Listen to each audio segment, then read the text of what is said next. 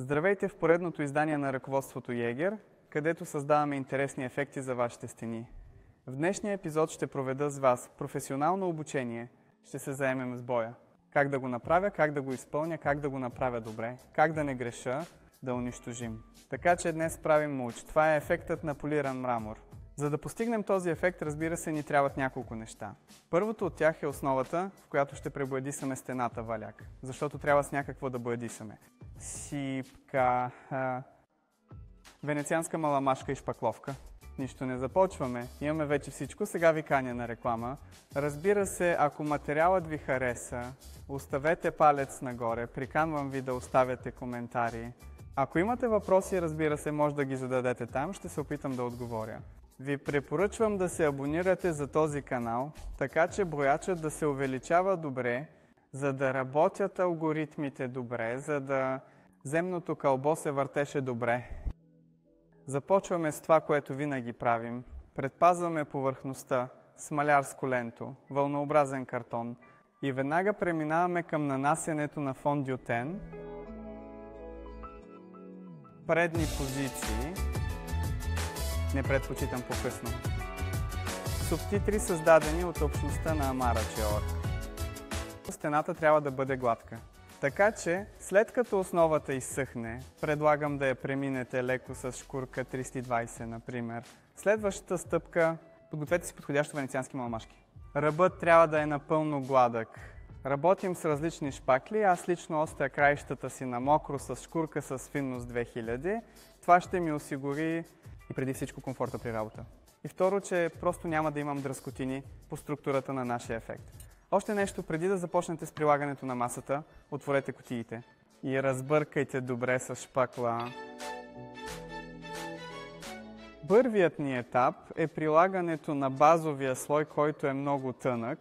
Нанасяме тънко във всички посоки, разпределяме. Не се притеснявайте от това, че се появяват пробиви до основата.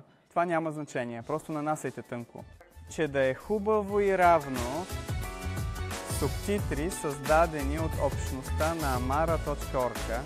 Столюме как джия. Основният слой вече е сух. Сега ще ви покажа как с помощта на шпакловка да направите такива характерни жили, които се срещат в този тип версии. По ефекта.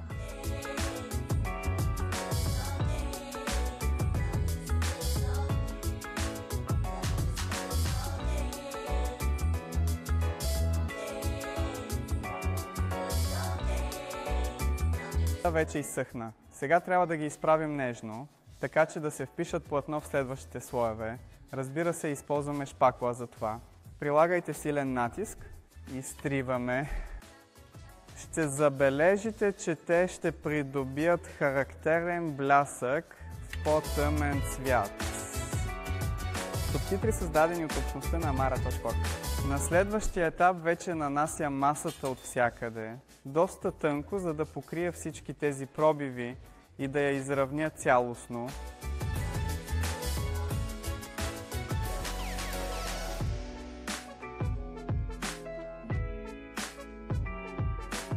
Приложението на първия слой е зад гърба ни. Материалът съхне доста бързо. Това отнема около 2 до 3 часа. Сега правим първоначално полиране с гладилка. Става въпрос за едно нещо. Колкото по-гладка е тази крайна повърхност, толкова по-добре ще се полира и отлично ще отразява. Светлината ще бъде като огледало, така че сега трябва отново да я полираме, т.е. да изравним тази повърхност и преминаваме към нанасянето на още един слой.